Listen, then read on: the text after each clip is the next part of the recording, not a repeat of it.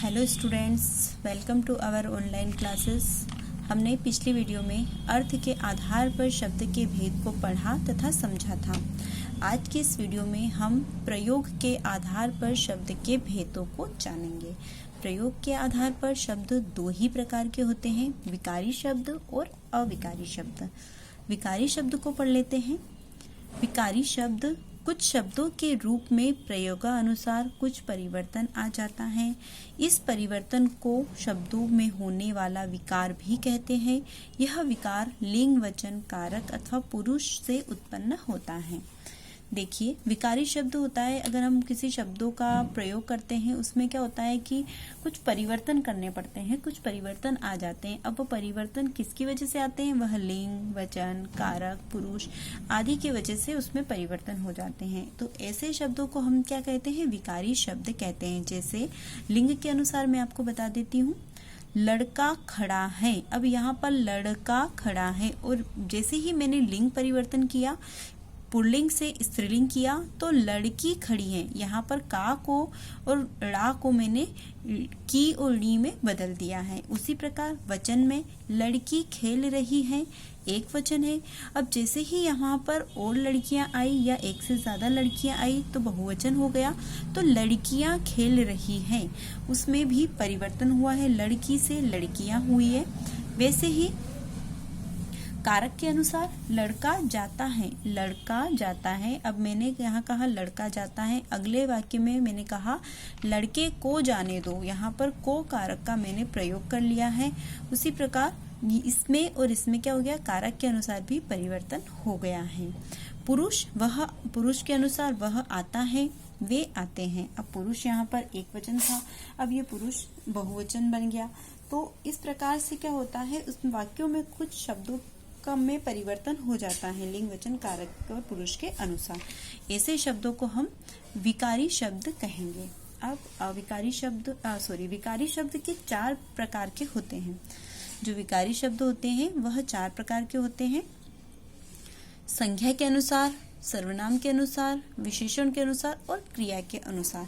अब संज्ञा क्या होती है?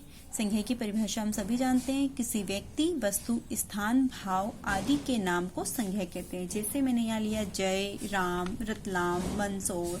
इस प्रकार के शब्दों को हम क्या कहेंगे? संज्ञा कहेंगे। और सर्वनाम, इस संज्ञा के स्थान पर हम जिन शब्दों का प्रयोग करते हैं उन्हें सर्वनाम कहते हैं। संज्ञा के स्थान पर प्रयुक्त होने वाले शब्दों को सर्वनाम कहा जाता है। जैसे मैंने कहा राम जा रहा है, उसकी जगह मैंने कह दिया कि वह जा रहा है, तो वहां पर क्या हो गया? मैंने संज्ञा की जगह जो शब्द प्रयोग कर लिया वो सर्वनाम हो गया। विशेषण, संज्ञा और सर्वनाम की दोनों की विशेषता जो बताता है उसे विशेषण कहते हैं। जैसे काला, काला राम जा रहा है। इस प्रकार से मैंने क्या किया? राम की विशेषता बता दी कि वह काला है, अच्छा है, सुंदर है, गोरा है, लंबा है, छोटा है। इस प्रकार से अनेकों प्रकार की विशेषताएं होती हैं। क्रिया, किसी कार्य के करने या होने का पता चलता है, ऐसे शब्दों को हम क्रिया कहते हैं। जैसे खेलना, कूदना आदि।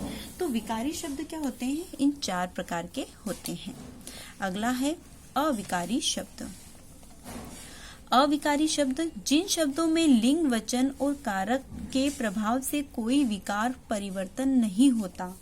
जिन शब्दों में लिंग, वचन, कारक के अनुसार कोई परिवर्तन नहीं होता, ऐसे शब्द को अविकारी या अवयव कहते हैं। अविकारी और अवयव दोनों ही इसको कहते हैं।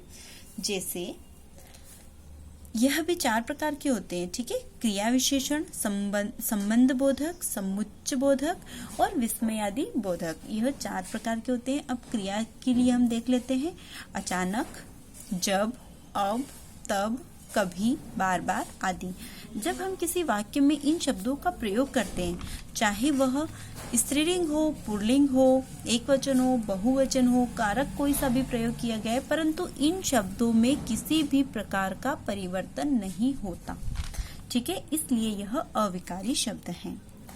संबंध बोधक के शब्द हैं के साथ, के द्वारा या के बाहर, इसका भी हम कई प्रकार से प्रयोग कर सकते हैं, है ना। तो इनका भी हम किसी भी वाक्य में प्रयोग करेंगे तो चाहे वह लड़का हो, लड़की हो, कुछ भी हो, वहां पर इन शब्दों का प्रयोग करने पर इनके अंदर कोई परिवर्तन नहीं आता है। समुच्चय बोधक शब्द परंतु, किंतु, अगर, मगर, इसलिए आदि, इन शब्दों के अंदर भी लिंग वचन कारक के अनुसार कोई परिवर्तन नहीं होता। विस्मयादि बोधक अरे, वाह, छी, शाबाश, यह शब्द भी अविकारी शब्द होते हैं। इनमें भी लिंग वचन कारक के अनुसार कोई परिवर्तन नहीं होता। चाहे हम इसे वाक्य में लिंग वचन कारक के साथ प्रयोग करें, परंतु लिंग वचन कारक में परिवर्तन हो सकता है, परंतु इनके अंदर कोई परिवर्तन नहीं होगा। आज की इस वीडियो में बस इतना ही। हमने शब्द के अनेकों प्रकार को जाना तथा समझा है। शब्द के प्रकार हमारे कंप्लीट हो गए हैं, जो कि उत्पत्ति के आधार पर, रचना के आधार पर, अर्थ के आधार पर और प्रयोग के आधार पर थे। आई होप आपको ये समझ में आया होगा। Thank you.